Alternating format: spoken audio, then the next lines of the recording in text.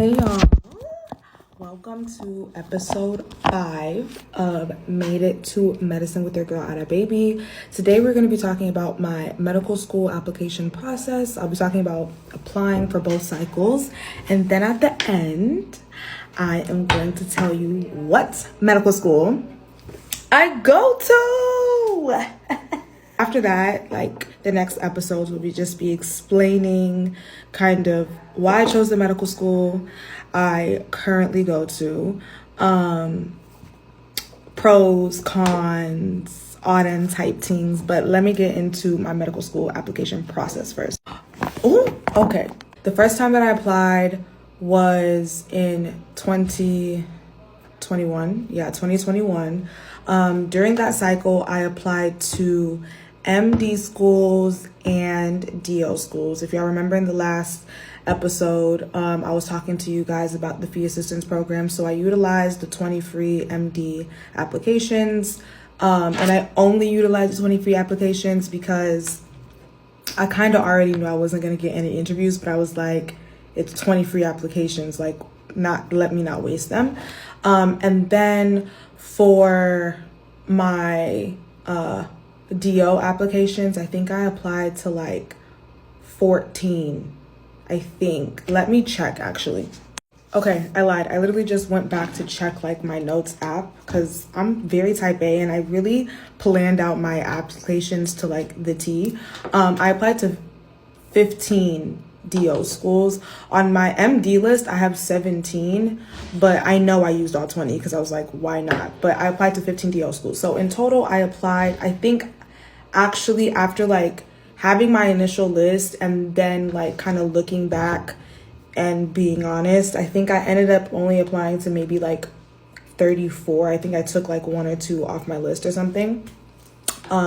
So in total for my first application cycle, I applied to 34 schools and I got no interviews, not even a text. I did get secondaries, but again, like I said in the last episode, it's pretty common to receive a secondary because they just want your money. You know what I'm saying? They don't even check your primary application first. It's usually after your secondary that they decide whether or not they're going to move on with you to get an interview or whatever. But yeah, so nobody called me, sent a pigeon, text message, knock on my door, nothing. That was the first cycle.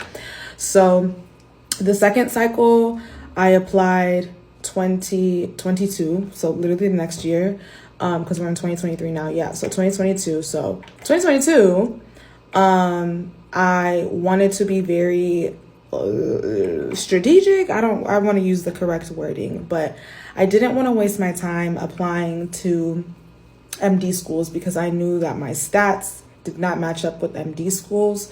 So I took a look at DO schools more closely. So I kind of had my stats and the schools side by side, I suggested to get for y'all.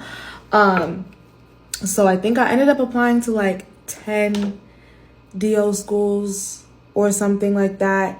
And I also threw in some Caribbean medical schools in the mix.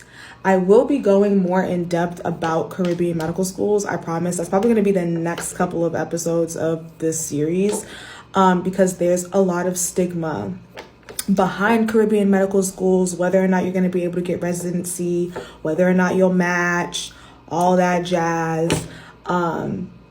But after doing thorough research on my own, after talking to people who have gone to these schools, after, again, doing my research, reading, going down the Reddit rabbit hole, I was like, the pros and cons, they kind of balance each other out, in my personal opinion. So I applied to SGU, Ross University. SGU is St. George's University, Ross University, Trinity School of Medicine, that's 3, and then American University of Antigua, that's the 4th. I think I only applied to 4 Caribbean schools, because number one, you don't need to apply to 12, and you really only want to stick with the ones that are the most reputable.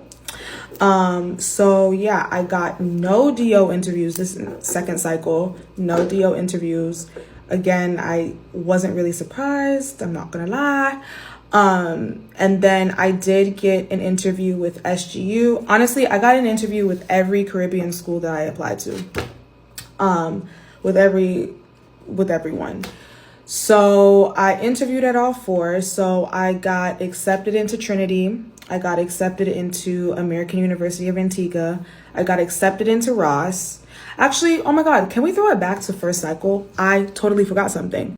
So first cycle, I actually did apply to a Caribbean medical school. The only one that I did apply to was Ross, and I was conditionally accepted to Ross. I had to like complete some like program. It was like 18 months, and then after that program, like I would have been accepted fully.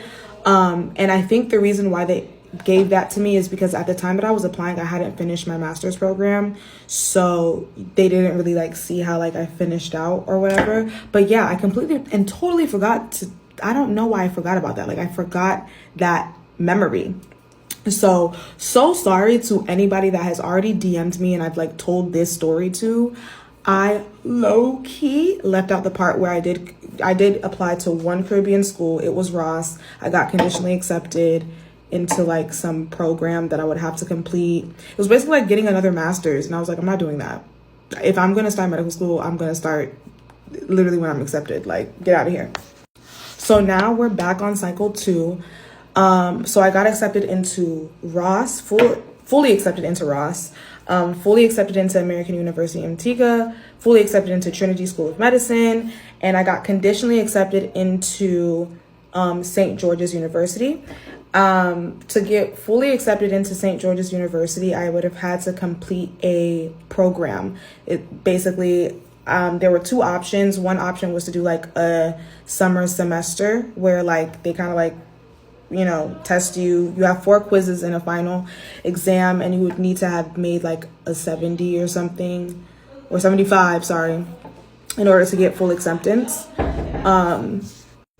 Sorry, that was my roommate. But yeah, so you'd have to complete the program with like a 75. Yeah, with 75 in order to get fully accepted.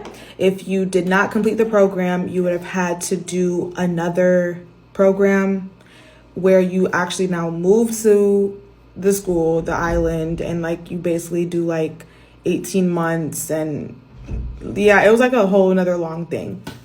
So to be fully transparent, I did want to go to SGU because my best friend was going there. I already knew some people that went there. I've heard such great things or whatever. Originally, before I even got accepted into SGU, I was set on AUA, which is American University of Antigua.